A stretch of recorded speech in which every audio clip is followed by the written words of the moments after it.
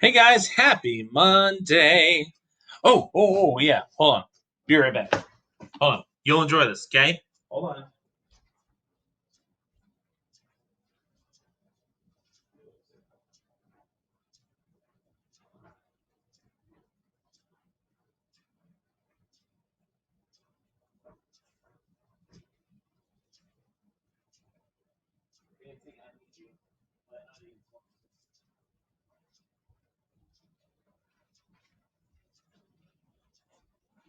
I had to find her. Here is the kitty cat of the hour, and she's like, "No, Dad, no." Thank you, Fancy. So, Sassy is currently hiding, so I can't show you Sassy unless she pops in here after I ran through the apartment. Hi. Okay, so today in writing, we are talking about opinion writing. So we've talked about personal narrative. We've talked about research writing, which is an informational text. Um, and we have written a fictional story, right? Cool. Now we are getting into opinion writing. Now, opinion writing is very fun because opinion writing lets you um, try and convince people of your ideas and that they're right. Okay. So remember, opinions are what you yourself feel, right? An opinion is not always a fact. Very often, opinions are uh,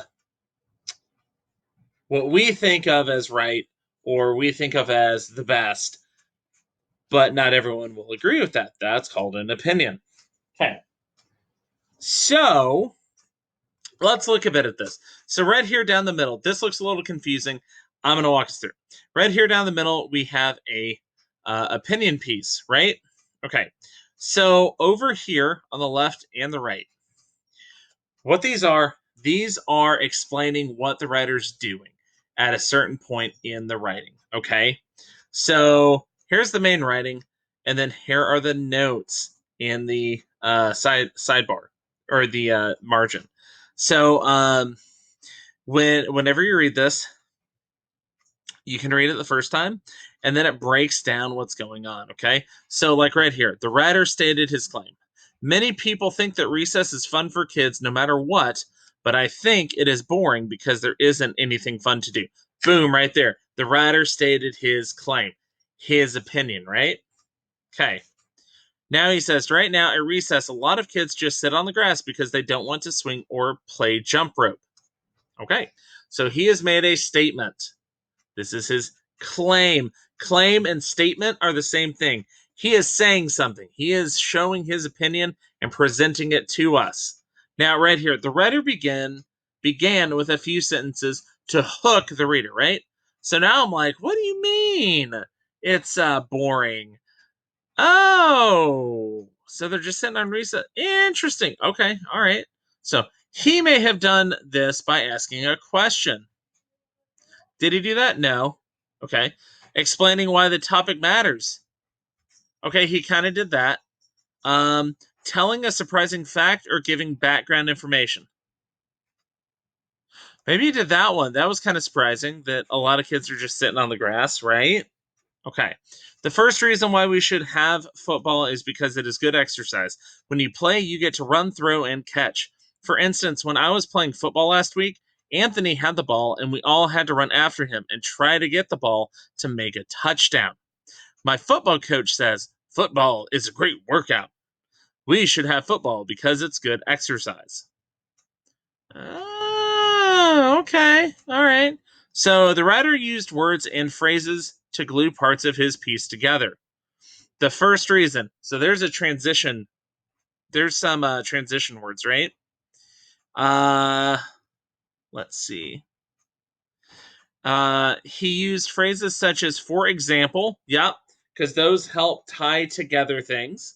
Um,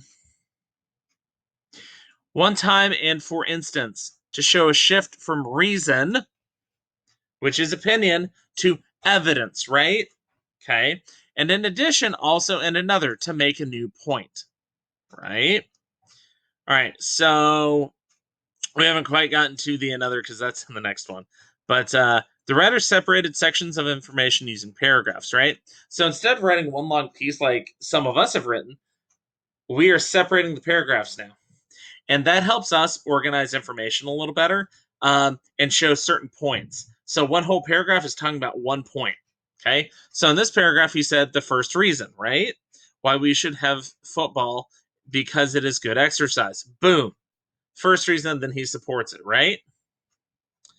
So, another reason we should play football is because everyone can play football. I play with my brothers. Sometimes my sister plays. Sometimes my dog catches the ball. This shows that everyone can play. Also, if you don't know how to play, it is easy sport to learn. You can just start playing. All you need is a ball and a yard. We already have a yard at recess. We just need a ball. Our class says that five of us have balls at home that we can bring in. This shows that everyone can play. Okay, boom, right there. That's reason 2 why they should play what? Football at recess. So the writer shows evidence of deliberate word and detailed choice. He repeated and emphasized key words and used precise details to draw the reader into his line of thought, right? Okay, so he's giving us detail that anyone can play, right? And it's fun for anybody. His sister plays, his dog even plays. And all you need is a ball and a yard. Well, we have a yard. That's where we sit on the grass, right? So he's re-emphasizing those points. And he kind of problem solved there, right? So the writer chose reasons that are convincing to the reader. He includes examples and information to support the reasons. This information might be from a text, from personal experience, or from background knowledge. Okay. And he's using a pretty convincing tone, right? So this, as we see, he's trying to convince us that we should play football at recess, right? So the last and most important reason that we should have football is because it is fun for everyone. He's emphasizing that point again. Even people that are just watching have fun. For instance, last weekend at Central Park, I saw a game going on, and the players were running and catching and throwing and giving each other high fives. And the fans were jumping up and down and screaming their heads off. We should have football because it is fun for everyone. Recess is supposed to be fun.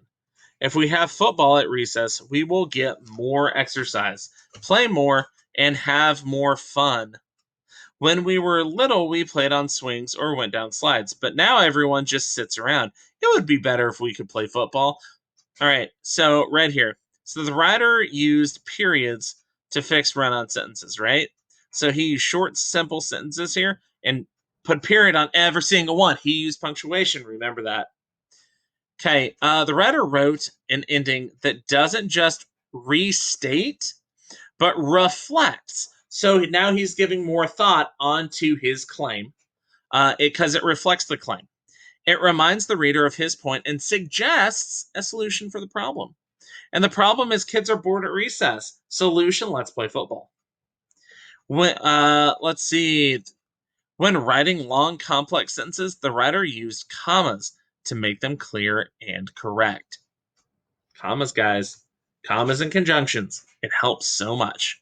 Okay, so this is an example of an opinion piece. Today, we're going to do a little bit of work. In an opinion essay, a writer expresses a point of view or makes a claim. An opinion essay is an argumentative text that requires 3 things. 1, the opinion, which is the writer's stated preference or point of view about a text or topic. Number 2, reasons that state why the writer has the opinion. And 3, information that supports each reason. Okay? So let's look at this little example we have here. Swimming is a sport for people of all ability levels. So it says point of view, right? That means it's their opinion. Boom, right there. They have stated their opinion or point of view. Basic swimming skills will help you enjoy being in the water. With more skills, you can play and compete in races. Okay, there are two reasons, because you can play and compete in reasons. Reasons that state why the writer has the opinion. So right here, right? So swimming skills will help you enjoy being in the water, and they'll help you play and compete in races. For example, notice that transition word, right? It helps tie the sentence together. For example, once you know freestyle, you can join the youth team at the city pool. This is information that supports the second reason. You can play and compete in races. Once you know freestyle, you can join in the youth team at the city pool. So you can join in a team and compete. So, guys, and think back to the one we just read to give you an example of an opinion piece. They had a point of view. We should play football during recess because kids are bored. They gave us our reasons. Okay. So the reasons were kids are bored. Anyone can play football. And football is a fun sport that you don't need any equipment but a football and a yard for. So that's just two reasons right there that he stated, right? And then we have our information that supports each reason. Did he give us pretty good information about like what we'd need, how to play, stuff like that? Yeah. And who would play? Everybody. And everyone who's watching will have fun too. So, your turn. Read an opinion essay from the example of an opinion essay. Then complete the chart. Okay. So, right here, you have an example of an opinion right there. But you know what we should do? Don't use this. Mr. Herring just went along with you, and we read this essay, which is attached right here. We should put our opinion, our reason, and our information right there. Are you ready? This is going to be fun. So, what is the opinion that the person in the football, in the football opinion, states? What are his reasons? List them. And what information does he use to support it? Okay, guys, this is what we're doing. Also, you have a Greek and Latin prefixes, which is just introducing our spelling words for the week. Okay, and it looks like this. Here are 12 words. We're doing 12 words this week. So when a prefix is added to a word, it changes the word's meaning.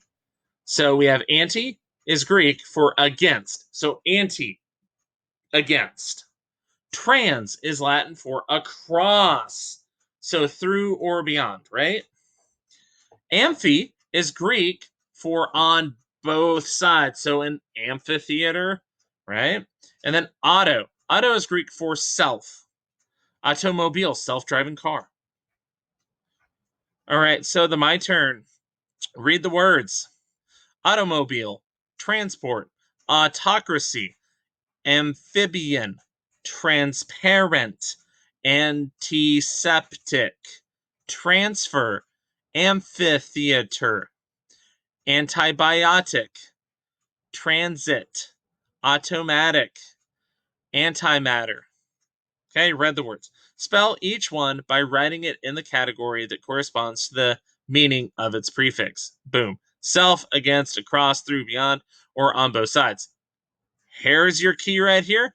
Here's your words. Have fun, guys. And this really helps us understand words. If we see those Greek or Roman roots, then what we can do with those, or Latin roots, sorry, Greek and Latin roots, what we can do with those is understand what a word means, even if we don't know the word totally. So, have a great day. This has been a long video. I'll see you tomorrow. Have a great day. Bye.